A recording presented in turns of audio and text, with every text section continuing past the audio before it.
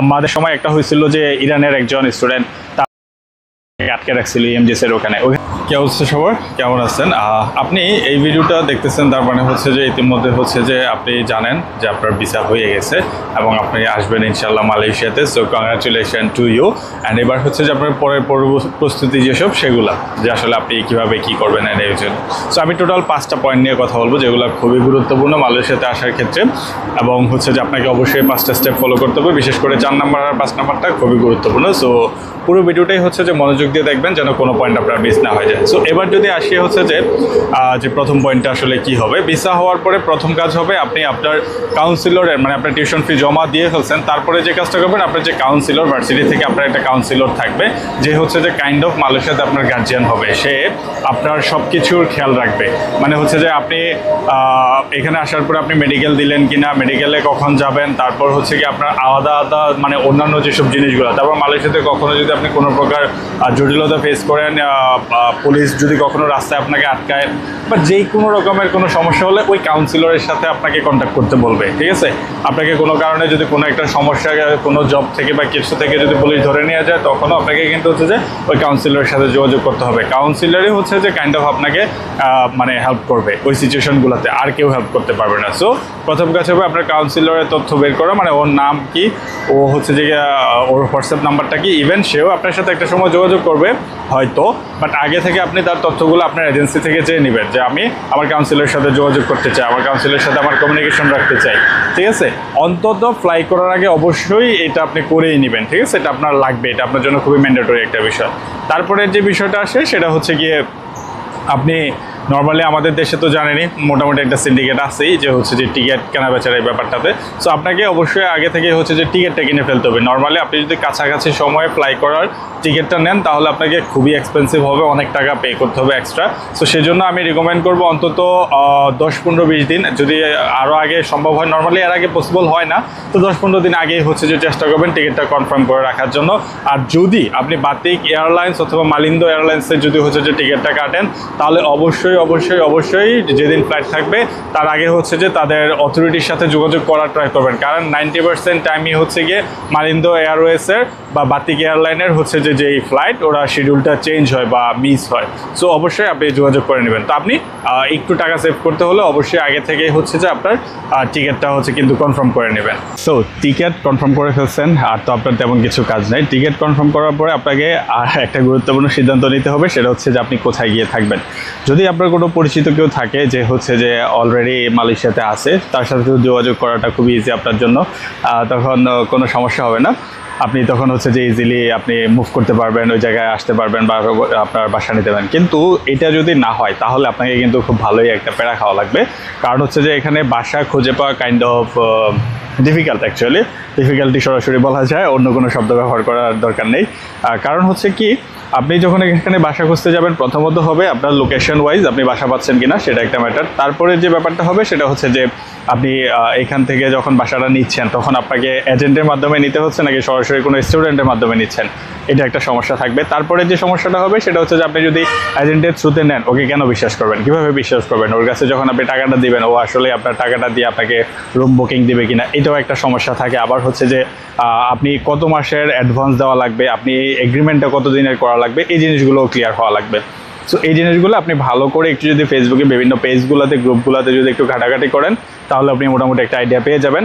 অবশ্যই অবশ্যই নিজে যতটুকু সম্ভব যাচাই বাছাই করে নেবেন। যদি এটা না হয় তাহলে হোটেল বুকিংয়ে যাবেন। শর্টকাট ওয়ে হচ্ছে হোটেল বুকিং। আপনি 1 সপ্তাহের জন্য হোটেল বুকিং করবেন। 1 সপ্তাহের জন্য নর্মালি আপনি 100 রিঙ্গিত মানে পার নাইট 3000 টাকা, ঠিক আছে? এরকম করে নিতে পারবেন। হ্যাঁ, আবার হচ্ছে যে আরও বেশিও চার্জ করে, তো একটু খুঁজে নিলে আপনি একটু কমের মধ্যে হয়তো ম্যানেজ করতে পারবেন। সো আপনাকে যেটা করতে হবে, আপনি একটু রুমগুলো প্রথমত খুঁজে বের করা লাগবে।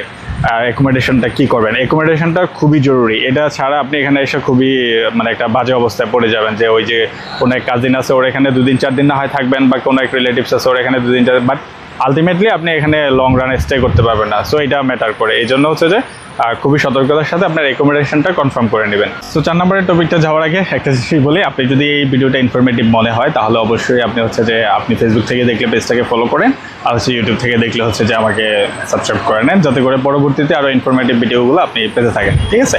আর সো এবার আসি 4 নম্বর পয়েন্টটাতে। 4 নম্বর পয়েন্টটা যেটা হচ্ছে আপনার ট্রাভেল অ্যাক্সেসরিজ আপনি গুছায় নেওয়া, লাগেজ প্যাক করে নেওয়া। আমরা সাধারণত যে কাজটা করি যে ট্রাভেল করার আগের রাতে আমরা গোছানোর ট্রাই করি বা 2-1 দিন আগে, বাট এটা অলওয়েজই হচ্ছে আপনাকে কিছু না কিছু একটা মিস্টেক করাবেই। এই জিনিসটা করা যাবে না। আপনার যে ফার্স্ট মানে প্রাইমারি যে প্যাকিংটা, আপনি কী কী ক্লদিং আনবেন বা হচ্ছে যে কী কী অ্যাক্সেসরিজ আপনি নিয়ে আসবেন, ওই জিনিসটা আপনি ট্রাই করবেন আপনার লাগেজের ভিতরে আগেই হচ্ছে যে প্যাকেট করে দেওয়ার জন্য। কারণ এটা যদি করে ফেলেন তাহলে যেটা হবে আপনার হচ্ছে যে কোনোভাবে কোনো কিছু মিসিং হতে পারবে না। আর আমি বলে দিই, বুকিংয়ে মানে লাগেজটা যখন আপনি বুকিংয়ে দেবেন, এখানে আপনি সব কিছু আনতে পারবেন। আপনি হাঁড়ি পাতিল দা ছুরি পটি যা লাগে মশলা টশলা যা আছে ওগুলো আপনি প্যাক করে এখানে বুকিংয়ের মাধ্যমে আনতে পারবেন। কিন্তু আপনি হাতে যে ব্যাকপ্যাকটা নেবেন বা হচ্ছে যে কোনো একটা কিছু যদি হাতে ক্যারি করেন ফ্লাইটে ঢোকার সময় নিজের সাথে করে, ওইটাতে আপনি অনেক কিছু রেস্ট্রিকশন আছে। লাগেজ আমি আসার সময় আমার ব্যাগে একটা পারফিউম ছিল যেটা 150 ml এর ছিল, বাট হচ্ছে যে এয়ারপোর্টে হচ্ছে যে রেস্ট্রিক্টেড হচ্ছে যে 100 ml এর উপরে কোনো কিছু নিতে পারবেন না, লিকুইড জাতীয়, হ্যাঁ ইভেন পানিও না, ঠিক আছে? ফ্লাইটে ঢোকার সময় আপনি এটা করতে পারবেন না। তো আমার পারফিউমটা রেখে দিছিল।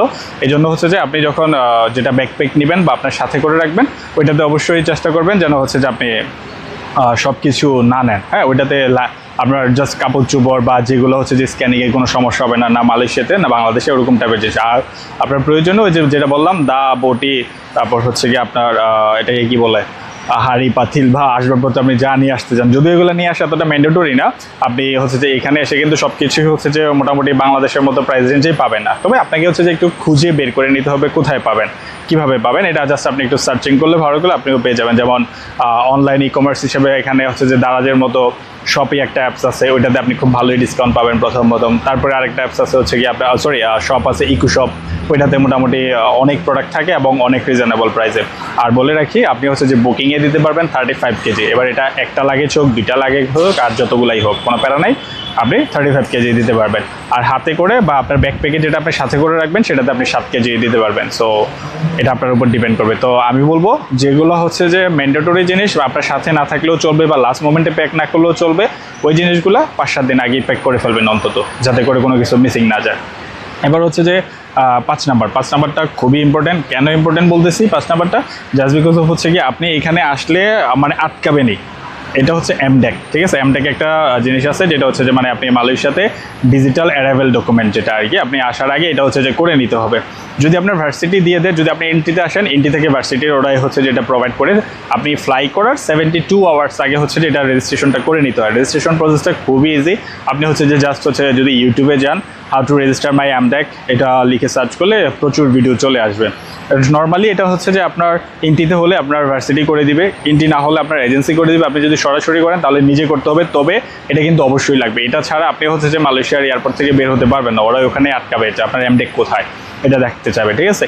আরেকটা জিনিস, আপনি যদি ইএমজেস অ্যাপসে এখনও যদি লগ ইন করা না থাকেন, যে আপনার ভিসা হয়ে গেছে বাট টিল নাও আপনি ইএমজেস অ্যাপসে লগ ইন করেন নাই, এজেন্সির থ্রুতেই শুধু ভরসাতেই বসে আছেন, তাহলে আমি বলবো ইএমজেস অ্যাপসেও লগ ইন করে নেবেন। কারণ এখানে আসার পরে আপনি প্রথমেই আপনি যদি ইমিগ্রেশনটা সহজ প্রসেসে ক্রস করতে চান তাহলে আপনাকে ইএমজেস বুথে যাওয়া লাগবে। আপনি ফ্লাইট থেকে নেমেই হচ্ছে যে একটা শাটল ট্রেন নেবেন। আমি বলে দিই, আমি এটা নিয়ে হ্যাসেল খাইছিলাম। একটু সামনে গিয়ে একটা শাটল ট্রেন আছে, একটু না ভালোই হাঁটা লাগবে।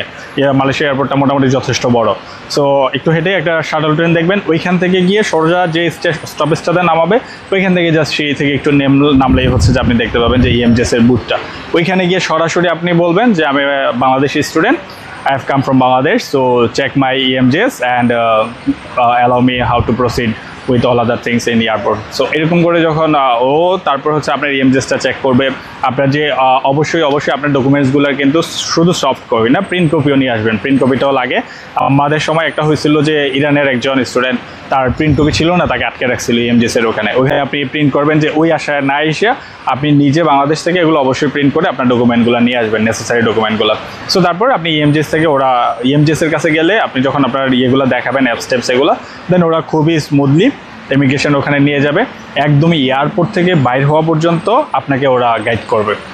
আপনি যতক্ষণ না পর্যন্ত আপনাকে কেউ রিসিভ করতে আসছে বা কারোর হাতে আপনাকে তুলে দিল ততক্ষণ পর্যন্ত, আমাদের ক্ষেত্রে এটা করছিল, আশা করি আপনাদের ক্ষেত্রেও করবে, নর্মালি এটাই করে ইএমজেস।